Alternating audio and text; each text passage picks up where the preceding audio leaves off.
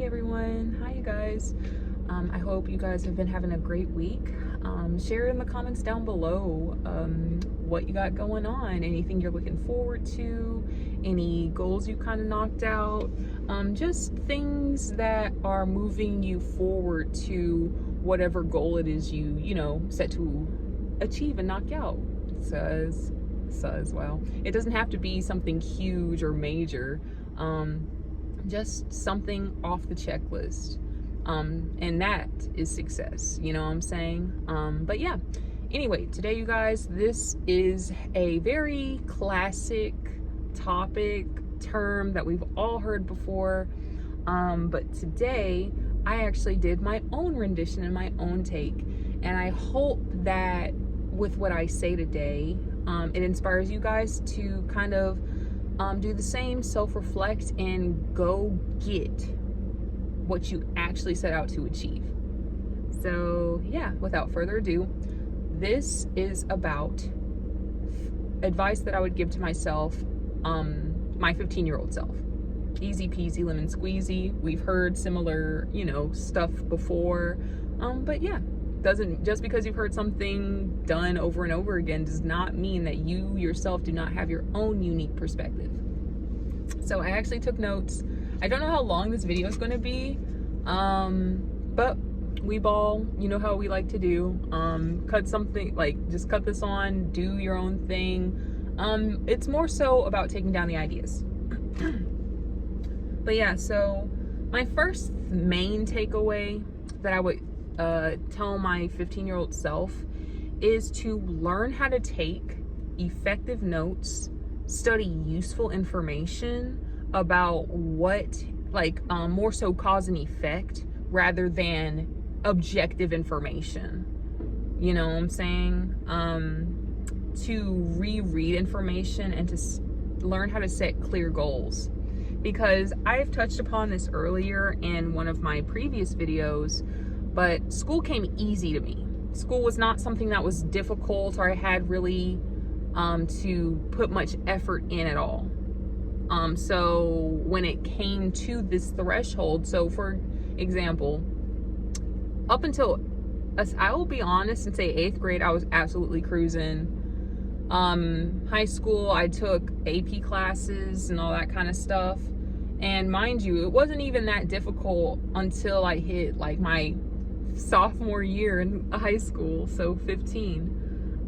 But yeah, just effectively learning how to strategize, because maybe it wasn't the classes that I was taught or the teachers that I was with, but nobody really went over how to take notes, actually good notes, because I feel as though that's something that people feel as though is a given and there isn't a class on that. But the issue is when somebody who has naturally excelled in a course or courses without having to take notes is all of a sudden put in a position where they have to, they're going to struggle, because what they think is good note taking is, let me take down this information, not word for word necessarily of everything, but they're going to take more information down than they need to, rather than someone who learned throughout their academic career how to take effective notes, maybe had to try a little bit more.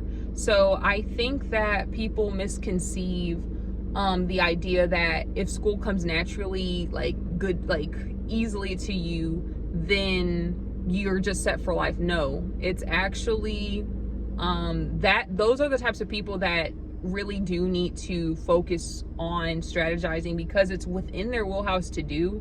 But if it's never fleshed out and developed more, yeah, they'll do fine. Not to flex or anything, I did very well in my graduation. I was in one of the top percentages of my class. But it's just okay, well, the adult world will require some note taking. However, you don't need to jot down the whole page, bullet points. Anyway, that's that. I know that would really help, and I am developing it now, clearly. But if I had started off the get-go knowing how to take notes on videos and stuff like that, I wouldn't have to play catch up on learning it now for my own goals and desires. But yeah, and setting clear goals. Like, honestly, that needs to be a class, like academic course, like note taking and goal setting. Because I mean, heck, we have public speaking in school, so why couldn't we have stuff like that? Like, you'd think that would actually really excel, and it wouldn't have to be a whole year class. It could be for a semester and keep it moving. But I digress. Anyway, moving along to my next point. My next point was, this is gonna sound really funny, but I would advise myself not to take AP Art. Nothing personal for the people who it resonates with at all, because there is extreme use and really great lessons when it comes to the AP Art circuit. My disagreements with the whole AP Art system, at least in the school that I went to, we were expected to produce full works within 2 weeks. And yes, we could take our work home. So mind you, it's about effectively strategizing your time and goal setting. However, for me as a creative, it felt like all my stuff was getting rushed out. And it wasn't having this personal connection or this journey with each piece, because my goal was to just have something done. Now, mind you, did I enjoy the work that I was doing? Yeah. But I know that I know the mindset and the creative mode that I like to be in when I create. I don't like to rush. I like to explore. I like to expand upon ideas. I like to further flesh things out. Because one thing that I did notice about that system and that structure is I would usually have to go with one of my first couple of ideas for an art piece. And if you are creative, or any of you guys have done any type of research, you know that usually the first couple of drafts of something are the least fleshed out ideas, concepts, and they're kind of half-baked. So I felt like I was creating great, like, good work with half-baked ideas. And then the resentment of the pressure of having to get these things that are supposed to be so special to me pumped out so quickly, because the foundation of the course is setting you up for galleries and all of that. We didn't even go into clientele phase. Like, that's the funny thing, because they'll teach you about galleries, but they won't teach you about the business aspect of running a gallery, of how to reach out to people and all that kind of stuff.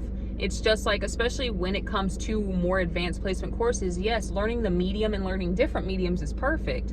It's great. However, it's just, it's really in a very constrained box. And I feel as though at the time when I was going to school, it was a little bit,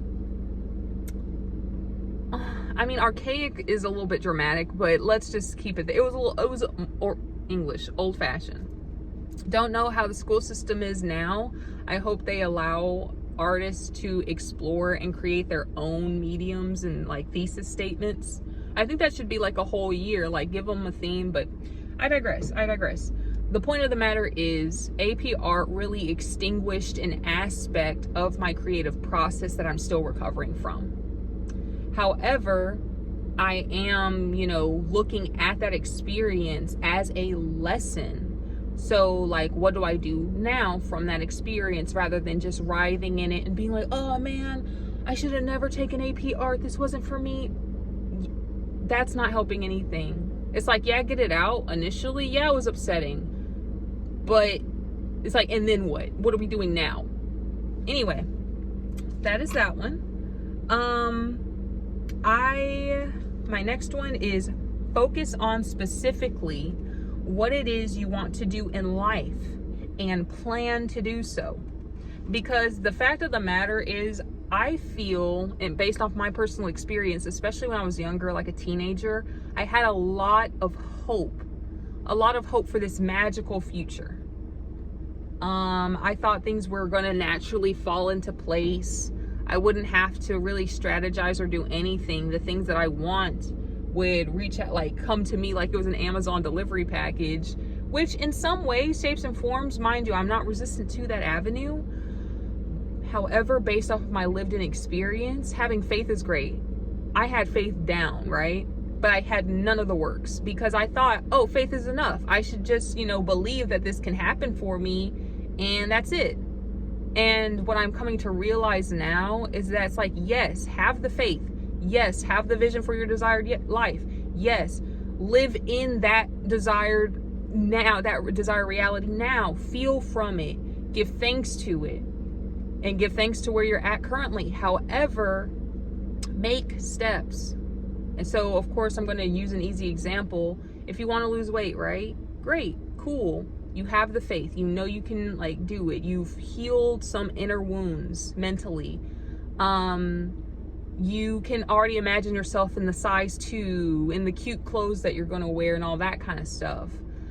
But you haven't changed any dietary habits. You feel good, but day in, day out passes and nothing effectively changes. It's like, yes, there comes a point where we're going to have to step on the scale, switch out some dietary habits, and keep it moving. If that's your goal, of course. So that's something I'm realizing for my life. It's like, oh yes, you can absolutely have this life. It's how you plan and apply yourself.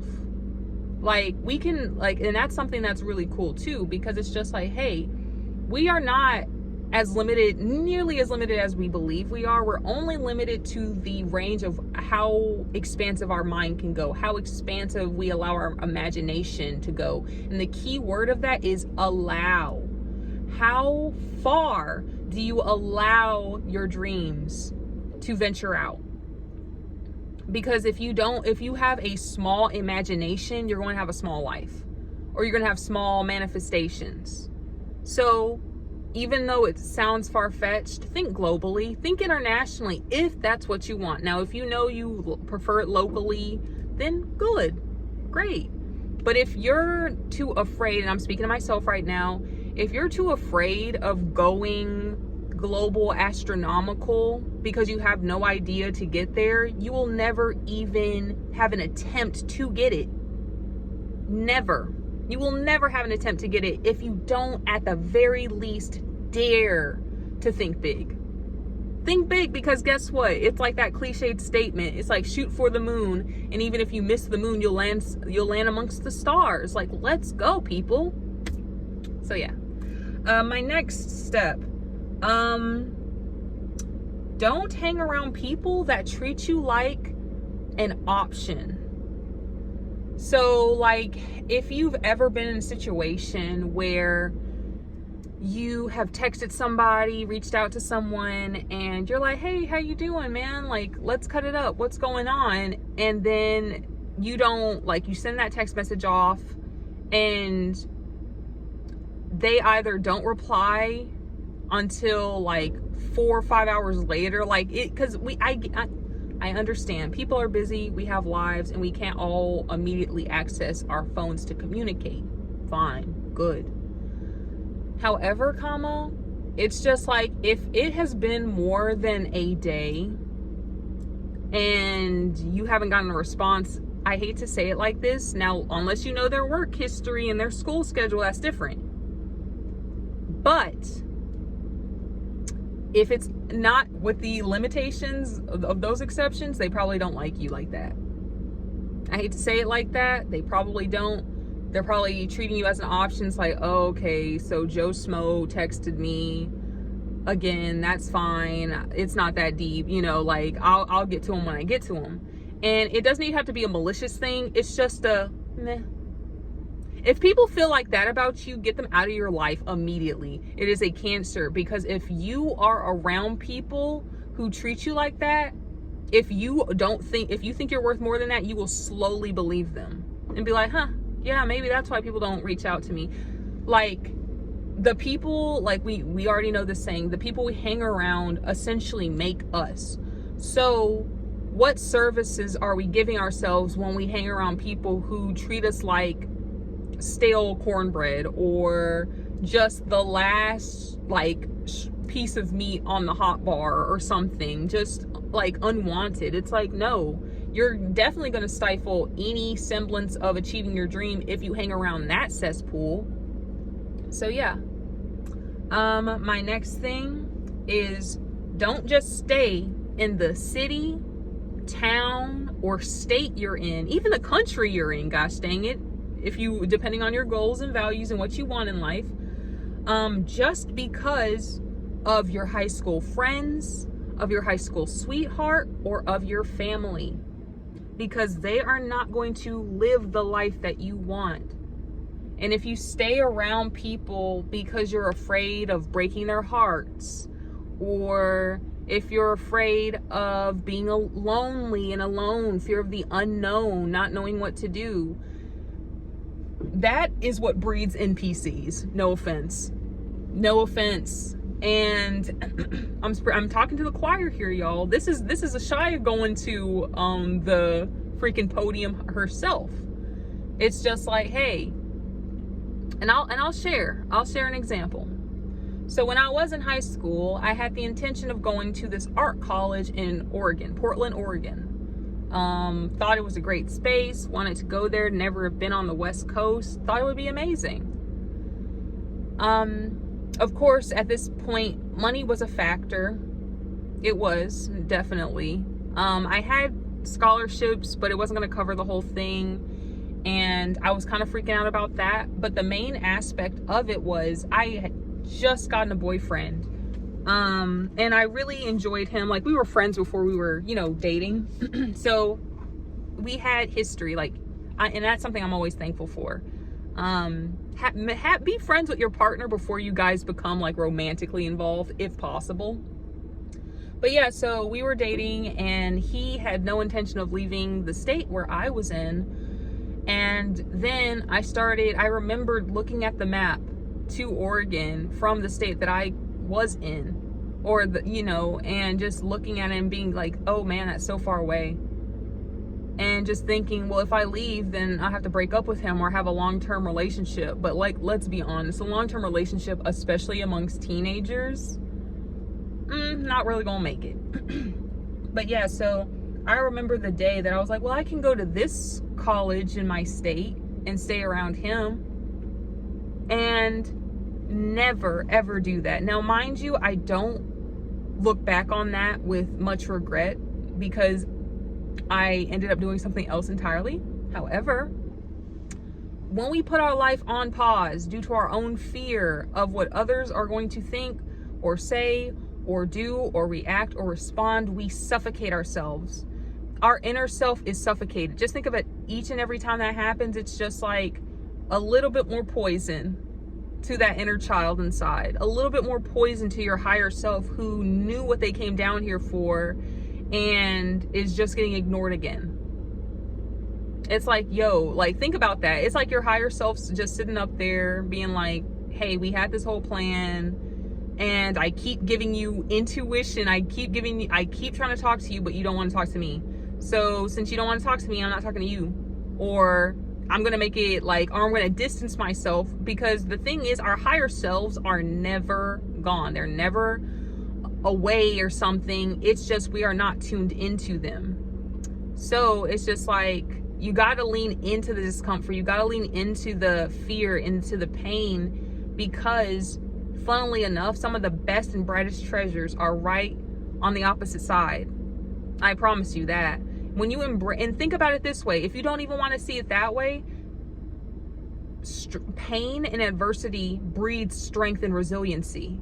So every challenge that comes your way in your in your desires to achieve your goals, think of it as a video game, and every challenge is like a little enemy or a little baddie or whatever, and you're in a boss fight with each little challenge, and then each challenge you overcome, you've leveled up. Insert your favorite video game music, or dun dun dun, like Final Fantasy dun dun dun dun dun, or Zelda music. Think of it this way: you are supposed to have challenges in your way. You are supposed to have things to overcome, because that gets you not only closely aligned to your goals, but that's how you become the person. Because the person who achieved that life had to go through all these obstacles to get there. Think about that. Anyway, let's see. This is going to be a very interesting statement, but a final statement for what I would say thus far. Honestly, I feel like I might think about more things in the future, so this might be a series. Who knows? But yeah, my last thing is to learn Japanese, learn French, learn all of these languages that interests you, and stick to it and keep going with it. Because now I don't know how accurate this information is, so take it with a grain of salt, ladies and gentlemen, and every beautiful individual in between and outside of. It is said that it usually takes, on average, 10 years to obtain some semblance of mastery over a skill. Like I said, grain of salt, don't at me.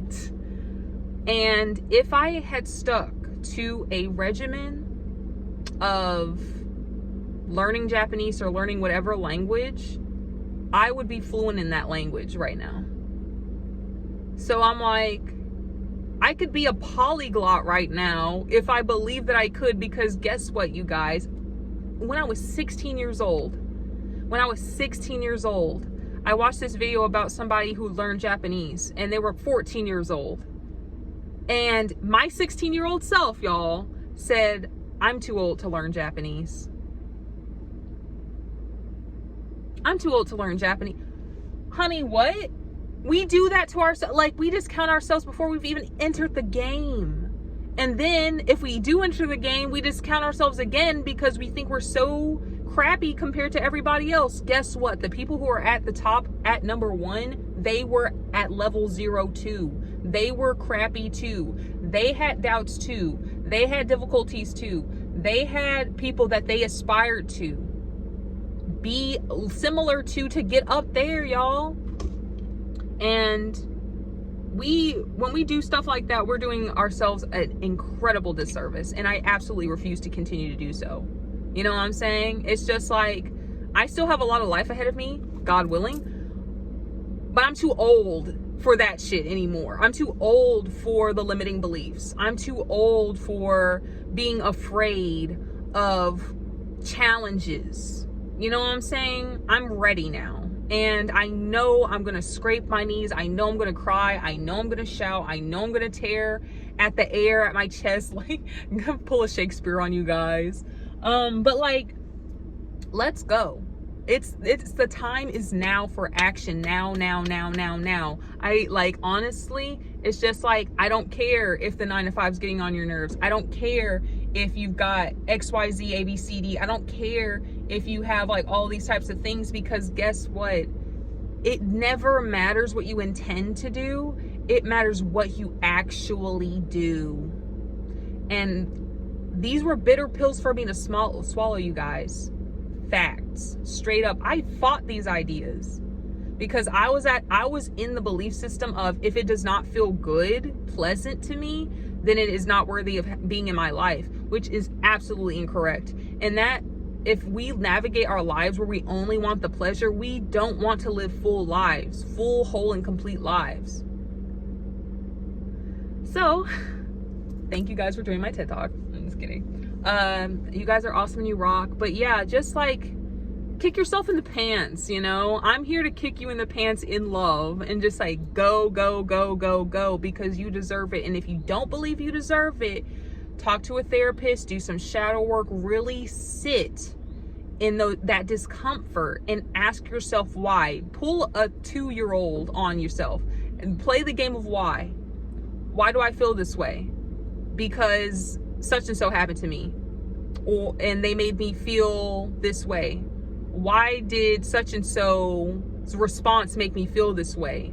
Oh, because I put such and so above myself, so on and so forth. Ask questions, because I feel as though what keeps most people unsuccessful in their lives is that they do not ask questions and they do not seek the answers for them. But anyway, you guys have been awesome and you rock. Have an amazing rest of the week, and we will catch up very soon. So yeah, tell me about any goals that you've achieved. Tell me about anything that gets you excited, amped up, ready to go in the morning. So thank you guys again, as always, and peace out. Bye bye for now.